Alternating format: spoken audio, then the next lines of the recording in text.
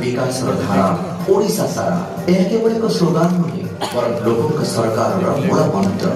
गत 2 वर्षर निरंतर प्रयास बल प्रति क्षेत्र में ओडिशार सफलता आज छुई विकासर एक नुआ उच्चता।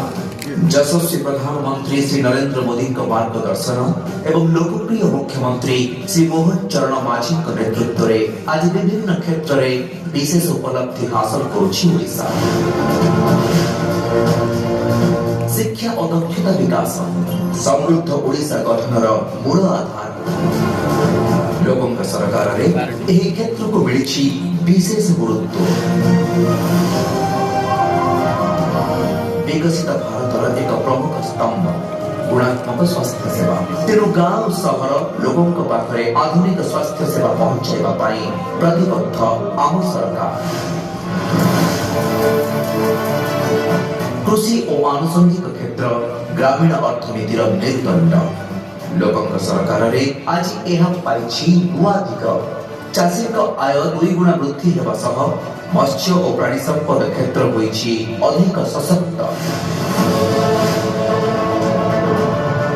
सुभद्रा शक्ति महिला सशक्तिकरण दिगरे एक जुगान्तकारी योजना। लक्षपति दीदी सृष्टि रे सारा देश रे आज ओडिशा आगुआ। ओडिशा हेउछि शिल्प समृद्ध। एथिपाई राज्यर सबु जिल्ला रे शिल्प और उद्योग प्रतिष्ठा सह व्यापक रोजगार सृष्टि उपरे दिया जाउछि प्राथमिकता। जंगल और परिवेश आम जीव जगतर अमूल्य संपद। तेणु एहार सुरक्षा पाई व्यापक वनीकरण सहित एहार संरक्षण उपरे गुरुत्व दिया जाउछि। फଳରେ ସବୁଜ और समृद्ध ओडिशा गठन रे एहा सहायक होउछि।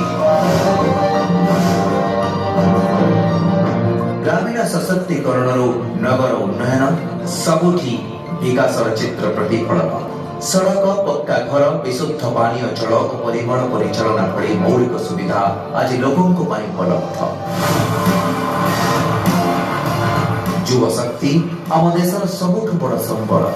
सेमानक सशक्त और दक्ष करने लगी विभिन्न पदक्षेप नेउछंती सरकार।